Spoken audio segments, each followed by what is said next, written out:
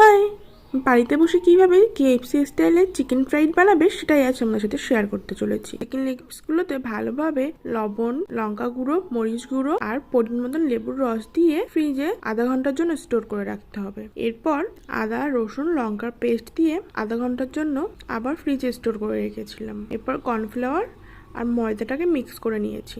এখানে আমি একটা ডিম ফাটিয়ে নিয়েছি। দেখতে পাচ্ছ কড়াইয়ে তেল গরম হয়ে গেছে। ফার্স্টে ময়দার মধ্যে দিয়ে, এরপর ডিমের ব্যাটারের মধ্যে দিয়ে, আবার ময়দার মধ্যে দিয়ে ভালোভাবে চিপে লাগিয়ে তেলের মধ্যে দিয়ে দিই। দেখতেই পাচ্ছ। এরপর লাল লাল করে ভাজা হয়ে গেলে তুলে নিয়ে চাট মশলা দিয়ে সার্ভ করেছি। হলো তো KFC স্টাইলের চিকেন বাড়িতেই। ভিডিওটা কেমন লাগলো অবশ্যই কমেন্টে জানাতে ভুলবে না। ভালো লাগলে লাইক, শেয়ার, কমেন্ট করতে একদম ভুলবে না। তোমরাও বাড়িতে বানিয়ে খেয়ে দেখো। আজকের মতো টাটা, বাই। দেখা হচ্ছে নেক্সট ভিডিও।